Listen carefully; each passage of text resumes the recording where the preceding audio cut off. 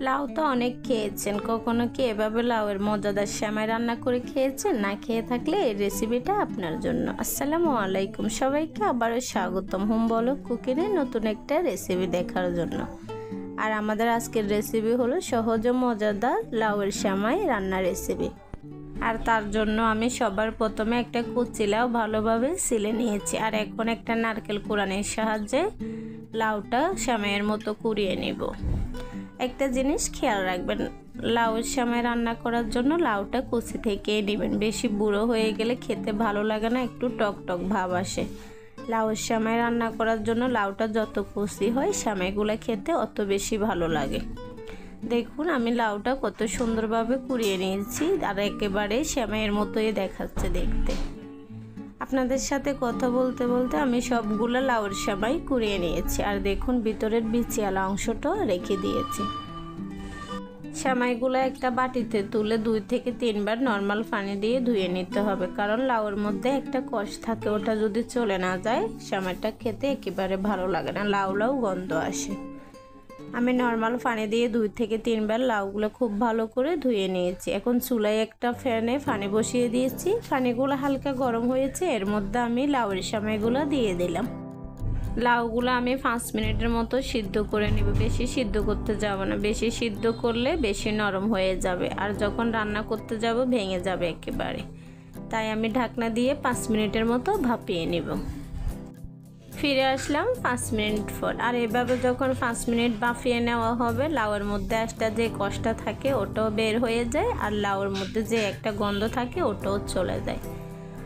আমি ফ্যান থেকে লাউটা একটা ছাঁকনিতে ঢেলে ঠান্ডা পানি দিয়ে খুব ভালো করে ধুয়ে একেবারে ঠান্ডা করে নিয়েছি, আর এখন সবগুলা পানি ভালোভাবে চিপে লাউ থেকে ঝরিয়ে নিচ্ছে। আপনারা চাইলে এই কাজটা একটা সুতির কাপড়ে নিয়েও চিপে পানিগুলো ঝরাতে পারেন। আর লাউটা ভাপানোর পরে কিন্তু গরম পানির মধ্যে রেখে দিবেন না, অবশ্যই ভালো করে ঠান্ডা পানি দিয়ে ধুয়ে নেবেন, এতে করে লাউটা বেশি সিদ্ধও হবে না, আর লাউয়ের মধ্যে যে কষ আর গন্ধ ছিল ওটাও চলে যাবে। আমি সবগুলো লাউ খুব ভালোভাবে হাত দিয়ে চিপে পানি জড়িয়ে নিয়েছি। দেখুন লাউগুলো কত সুন্দর ঝুরঝুরে হয়েছে, বেশি সিদ্ধও হয়নি। বেশি সিদ্ধ হয়ে গেলে কিন্তু আমি যখন পানি জড়িয়েছি হাত দিয়ে চিপে ভর্তা হয়ে যেত। চলে আসলাম মূল রান্নায়। চুলায় একটা ফ্যান বসিয়ে দিয়েছি, ফ্যানটা যখন গরম হয়ে গেল এর মধ্যে দিয়ে দিলাম 3 টেবিল চামচ ঘি।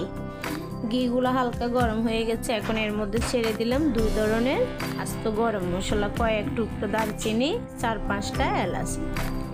মশলাগুলো একটু নেড়ে ছেড়ে ভেজে এর মধ্যে অ্যাড করে দিলাম 1/2 কাপ নারকেল কোড়ানো। নারকেলগুলো আমি 2 থেকে 3 মিনিটের মতো খুব ভালোভাবে মশলা ও ঘিয়ের মধ্যে ভেজে নিয়েছি।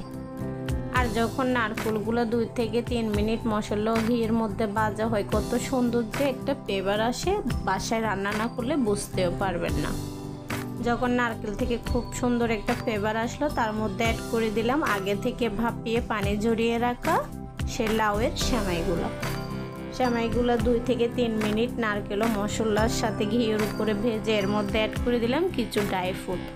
আমি এখানে অ্যাড করেছি 2 টেবিল চামচ কিশমিশ, 2 টেবিল চামচ চীনাবাদাম ভাজা, 2 টেবিল চামচ কাঠবাদাম কুচি। আপনারা চাইলে এখানে অন্য যে কোনো ড্রাই ফ্রুট অ্যাড করতে পারেন। আর সবগুলো উপকরণ ভালোভাবে একটু নেড়ে চেড়ে ভেজে এর মধ্যে অ্যাড করে দিলাম 1/3 কাপ চিনি। চিনিগুলো দিয়ে ভালোভাবে নেড়ে ছেড়ে একেবারে সেমাইয়ের সাথে মিশিয়ে নিয়েছি। যখন চিনিগুলো একেবারে গলে গেছে তখন এর মধ্যে অ্যাড করে দিলাম আগে থেকে জাল দিয়ে রাখা 1 কেজি গরুর দুধ। এখন এর মধ্যে অ্যাড করে দিলাম 1/3 কাপ গুঁড়ো দুধ। গুঁড়ো দুধগুলো দিয়ে একটু ভালোভাবে নেড়ে চেড়ে মিশিয়ে এখন এর মধ্যে অ্যাড করে দিলাম 1 চা চামচ লবণ কিংবা স্বাদ মতো লবণ। আপনারা যদি মিষ্টি জিনিসে লবণটা খেতে না চান তাহলে লবণটা স্কিপও করতে পারেন। আর এই পর্যায়ে অ্যাড করে দিচ্ছি আগে থেকে ভালো করে সিদ্ধ করে ধুয়ে রাখা 1/2 কাপ সাবুদানা। সাবু তো আমরা সবাই সিদ্ধ করতে পারি, তাই ওটা আর ক্যামেরা বন্দি না করে অফ ক্যামেরায় সাবুটা সিদ্ধ করে ধুয়ে রেখেছিলাম আগে থেকে। আর এখন এই পর্যায়ে এখানে অ্যাড করে দিলাম 1/2 কাপ চিনি। চিনিগুলো দিয়ে ভালোভাবে নেড়ে ছেড়ে আমি আরও 5 মিনিটের মতো রান্না করে নিয়েছি। এই পর্যায়ে আমি গ্যাসটা অফ করে দিয়েছি। ফিরে আসতেছি ঠান্ডা হওয়ার পর। আমি এগুলা 2 ঘন্টার মতো নর্মাল ফ্রিজে রেখে দিয়েছি। ফিরে আসলাম একেবারে ঠান্ডা হওয়ার পর। এখন উপরের থেকে আরও কিছুটা ড্রাই ফ্রুট অ্যাড করে ঠান্ডা ঠান্ডা পরিবেশন করে খাওয়ার পালা।